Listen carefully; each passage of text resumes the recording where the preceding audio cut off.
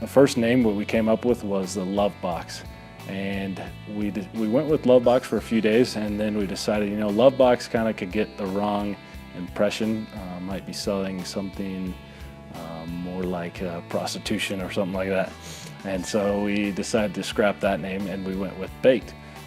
And Baked, we kept that name for a few days also. And then also we figured, Baked would not be such a good idea because in different parts of the country, that's known as getting high. And so we decided to come up with another name, and this is the name that we stuck with, was Baking for Kiva. In the marketing side of Baking for Kiva, we strategically chose a woman named Zulma from El Salvador. The whole idea was that because we were going to be baking and making cookies and everything, was that we were almost going to be using a tagline as well that was, we're baking for Zulma. Not necessarily just out there selling cookies, but we're baking in behalf of someone else. So the way we came up with the box of cookie idea is it's actually a combination of two different ideas. One being selling bread door to door, and then also the other being a date box idea, where we would sell products such as cheesecake bites, cupcakes, cookies, flowers, movie tickets, and also coupons to go to the bowling alley on campus. Our cookies are a little bit larger than the normal size cookie, which that way we felt okay and justified by charging $5 for 6 cookies, because it was a little bit more in each one of the cookies that they were getting. We thought that the bread wouldn't be such a good idea, and so we decided to scrap the bread idea and just focus on cookies and these cheesecake bites, cupcakes. And so a box of 6 cookies cost us 45 cents to produce. That's about 8 cents per cookie. We charged $5 for each one of our boxes. That gave us about 1,000% markup on each one of our boxes that we made. And Zulma, she's a woman from El Salvador who's running a bakery.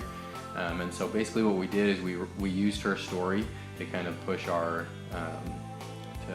promote our business. Kind of how it turned into was that when we go out and actually do the selling, was we kind of guilt people into buying it. It's kind of what it turned into. We decided we need to get the product rolling because we were running out of time. And so we first started by just selling cookies door to door in a box. We sold 6 cookies per box for $5. So a lot of our profits came from people just maybe out of guilt saying, okay, I'll do it. It was only $5 and they do it. But we definitely saw a lot of success in that. As we saw an average of 80% purchasing rate. We did go to 7 different apartment complexes, and 8 out of 10 of those, 8 out of 10 of each apartment bought cookies from us, and so we were pretty successful in doing that.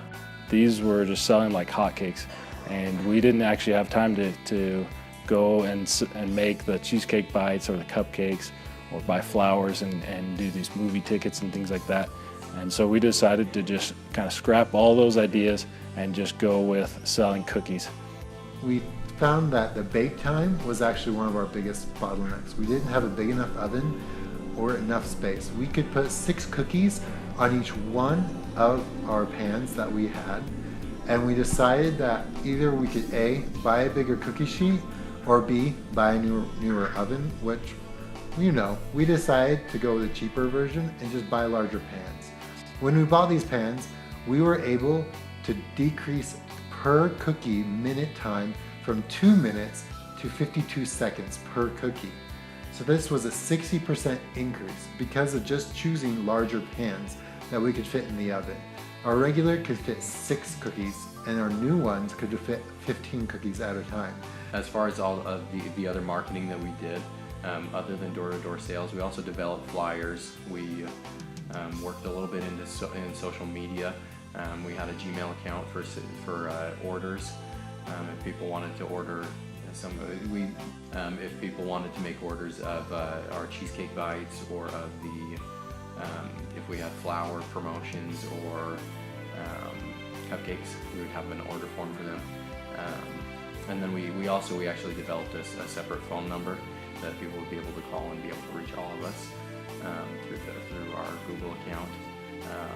as far as the payback that we got out of that, we didn't really get any return on any of those things. We didn't see much success, and we didn't focus too hardly on it. I think we only got 21 likes on Facebook and everything. So our main focus was on the actual door-to-door selling.